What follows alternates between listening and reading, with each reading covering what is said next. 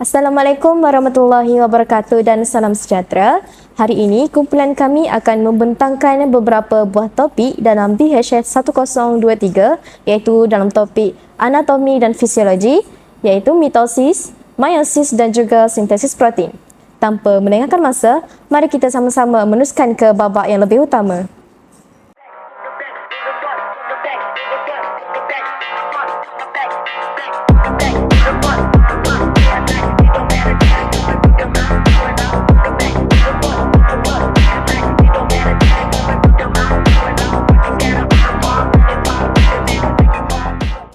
Baiklah, saya Nur Syafiqah Syazwani dari Seksyen 12 akan menerangkan tentang pembahagian sel mitosis dan meiosis. Mitosis merupakan pembahagian sel-sel bagi membentuk dua sel anak yang baharu yang seiras dengan induknya juga mempunyai 46 kromosom. Dalam proses ini juga, semua jenis sel akan terlibat yang bertujuan untuk pertumbuhan, perkembangan, pembaikan serta memindahkan salinan yang lengkap maklumat genetik atau dikenali sebagai DNA. Meiosis pula merupakan pembahagian sel khusus bagi membentuk sel gamet iaitu ovum dan gamet, ovum dan sperma yang membentuk 4 sel baharu. Sel baharu tersebut hanyalah separuh daripada induk yang mempunyai 23 kromosom. Ia juga mempunyai perbezaan dengan sel anak. Proses meiosis juga adalah untuk mengekalkan bilangan kromosom antara generasi yang akan datang. Kedua-dua proses ini adalah terdapat dalam kitaran sel. Apakah kitaran sel? Kitaran sel atau dikenali sebagai interfasa merupakan antara proses pembahagian sel yang mempunyai tempoh yang lebih panjang. Dalam proses ini, sel akan mula berfungsi dan bersedia untuk pembahagian sel. Interfasa juga mempunyai 3 peringkat iaitu G1, S dan G2. Pada peringkat pertama iaitu G1, sel akan mula tumbuh dan menjalankan fungsinya. Pada peringkat kedua pula iaitu sintesis akan mula menjalani replika DNA. Pada peringkat terakhir iaitu G2, sel akan mula sintesis, sel akan mula berfungsi dan bersedia untuk membahagi. Itu sahaja. Assalamualaikum warahmatullahi wabarakatuh. Saya Akilah Fatihah binti Azizi dari Seksyen 12 akan menerangkan tentang pembahagian mitosis. Mitosis terbahagi kepada 4 fasa iaitu profasa, metafasa, anafasa dan telofasa. Profasa merupakan fasa pertama di mana sistem kromatik menebal dan memendek. Nuklear envelope pula hilang mendedahkan kromosom. Fiber terbentuk daripada entroid. Pada fasa kedua pula ialah fasa metafasa. Pada fasa ini, kromosom tersusun di tengah-tengah sel di mana pergerakannya dibantu oleh fiber dan centroid. Seterusnya ialah fasa anafasa. Pada fasa ini, sentroma setiap kromosom ditarik oleh fiber yang menyebabkan sistem kromatik berpisah dan ditarik ke arah yang berlawanan. Akhir sekali ialah fasa telofasa. Pada fasa ini, pembentukan 2 nukleus baru dan proses cytokinesis berlaku membentuk 2 sel baru iaitu organel dan sitoplasma yang berbahagi sama rata. Itu sahaja daripada saya. Sekian, terima kasih. Salam sejahtera, saya Nicole Natasha Nelson dari Seksyen 12. Saya akan menerangkan tentang meiosis pertama. Meiosis pertama dia ada profasa. Di profasa, sistem kromatik menebal dan memendek. Nuklear envelope hilang mendedahkan kromosom. Fiber terbentuk daripada centriole, organel yang berfungsi menarik kromosom. Di profasa pertama, dia berlaku sinopsis, tersusun mengikut pasangan homolog dan crossing over. Pemindahan maklumat genetik. Seterusnya, metafasa pertama. Pasangan kromosom homolog tersusun di tengah-tengah sel. Pergerakan dia dibantu oleh fiber dan centriole. Seterusnya adalah anafasa. Pasangan kromosom homolog ditarik oleh fiber, menyebabkan kromosom homolog berpisah dan ditarik ke arah berlawanan. Seterusnya telofasa pertama. Di sini dia terjadi pembentukan 2 nukleus baru, muncul nuclear envelope dan proses cytokinesis berlaku yang membentuk 2 sel baru. Seterusnya organel dan sitoplasma membahagi sama rata. Sekian, terima kasih. Hai, Assalamualaikum. Saya Aisyah Azlin binti Muhammad Sabtu dari Seksyen 12. Hari ini saya akan menerangkan tentang meiosis kedua. Pada meiosis yang kedua, fasa pertama ialah profasa kedua, iaitu membran inti mulai rosak menjadi bahagian-bahagian kecil, iaitu fragmen, dan terbentuk menjadi gelendong pembelahan. Kromatik juga mulai bergerak ke bidang pembelahan. Pada fasa yang kedua pula, metafasa, kromosom berjejer pada bahagian pembelahan. Seterusnya, anafasa kedua, kromatik terpisah dan bergerak ke kutub-kutub yang berlawanan. Telofasa kedua pula, nukleus terbentuk, kemudian kromosom terurai membentuk kromatin dan sintokinesis terjadi. Sekian, terima kasih. Assalamualaikum, saya Nurul Fitri binti Kamarudin dari Seksyen 12. Saya nak beri perbezaan di antara mitosis dan meiosis. Okay. Mitosis ni dia berlaku di sel soma, manakala meiosis ni dia berlaku di sel pembiakan. Mitosis ni dia pembahagian nukleus dia satu kali.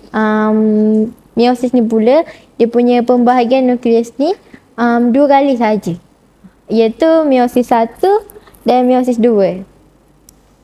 Mitosis ni pula dia dua sel anak terbentuk, manakala meiosis ni 4 sel anak terbentuk tapi tidak masuk ovum, iaitu 3 lagi degradasi.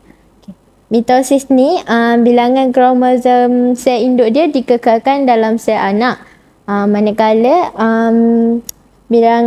bilangan kromosom sel induk berkurangan kepada setengah bilangan kromosom dalam setiap sel anak. Meiosis ni, mitosis ni dia sel anak yang diplot iaitu 46 kromosom. Manakala meiosis ni pula sel anak dia ialah haplot iaitu 23 kromosom. Mitosis ni sel anak dia seiras di antaranya dengan sel induk. Meiosis ni sel anak dia berbeza di antaranya dengan sel induk. Itu saja. Assalamualaikum, saya Norin Nazrin binti Muhammad Zaki dari Seksyen 12. Saya akan terangkan tentang pengenalan sintesis protein. Sintesis protein berasal dari dua kata, iaitu sintesis adalah pembentukan, manakala protein pula ialah rantaian yang terbentuk daripada jujukan asid amino, unit ringkas protein. Ia juga dikenali sebagai poplipeptida. Sintesis protein melibatkan pencantuman asid amino membentuk rantaian berdasarkan arahan DNA. Penentuan susunan pattern di nukleus sel dengan bantuan RNA. Ia berlaku sepenuhnya di dalam sel. Selain itu, sumber asid amino ialah pencernaan makanan protein di usus atau dihasilkan oleh hati. Seterusnya, bahan yang diperlukan DNA iaitu asas arahan pembentukan protein. Ia terdiri daripada dua rantaian poplinukleotida iaitu ATCG terletak di dalam nukleus. Arahan spesifik untuk setiap protein terletak pada gen iaitu 25,000 gen. Asas penting ialah DNA tidak boleh meninggalkan nukleus. RNA pula membantu sintesis protein iaitu satu berbenam polinukleotida. Terdapat 3 jenis iaitu mRNA, tRNA dan rRNA. Ribosom pula sejenis organisel yang terbentuk daripada protein dan rRNA iaitu 2 subunit. Tapak sintesis protein ialah percantuman rantaian asid amino. Sekian, terima kasih. Hai, bertemu lagi bersama saya Nur Hamid Fatihah. Sekarang saya akan menerangkan pula berkaitan dengan DNA atau lebih tepatnya dalam topik sintesis protein. Untuk topik sintesis protein ini, kita kena tahu berkaitan dengan dua topik yang amat penting untuk diketahui iaitu transkripsi dan juga translasi. Sebelum itu, mari kita lihat model yang telah kami perbuatkan ni.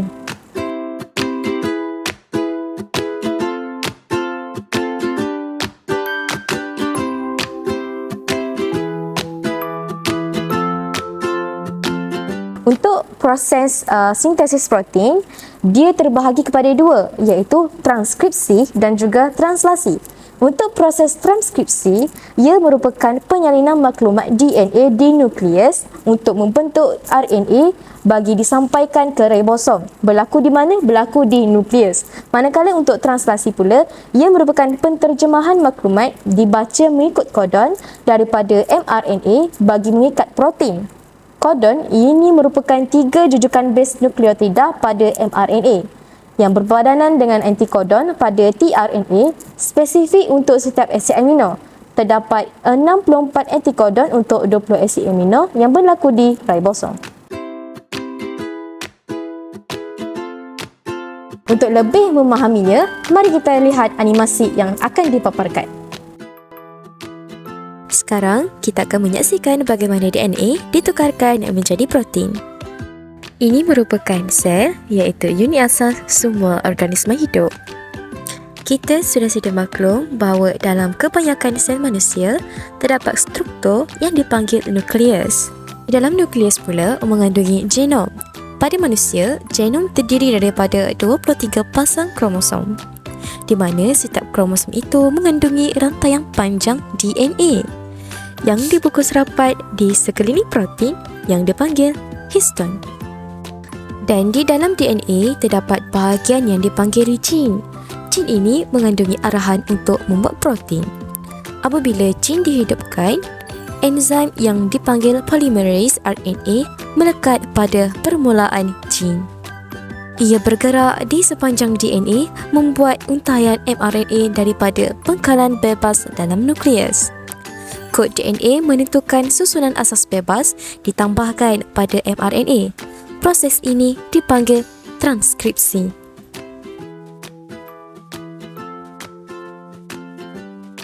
Sebelum mesej RNA boleh digunakan sebagai template untuk penghasilan protein, ia perlu diproses. Ini melibatkan penyingkiran dan penambahan bahagian RNA. Messenger RNA kemudian bergerak keluar dari nukleus ke dalam sitoplasma.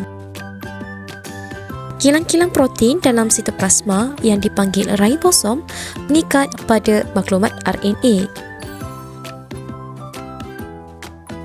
Lalu, ribosom membaca kod dalam RNA messenger untuk menghasilkan rantai yang terdiri daripada asid amino.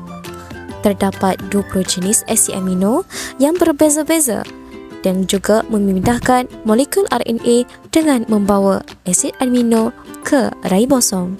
Seperti yang kita lihat, mesej RNA dibaca 3 pengkalan pada satu masa. Apabila setiap triplet dibaca, RNA memindahkan menghantar asid amino yang sepadan. Ini ditambah kepada rantaian asid amino yang semakin meningkat. Sebaik sahaja asid amino terakhir yang telah ditambah, rantai itu berlipat menjadi bentuk 3D yang kompleks untuk membentuk protein. Maka protein telah dihasilkan. Baiklah, sudah dapat difahami? Itu sahaja daripada saya. Baiklah, dari apa yang diterangkan oleh rakan-rakan saya tadi, diharapkan bahawa rakan-rakan dapat mempelajarinya dengan lebih berkesan serta dapat memberi manfaat kepada semua.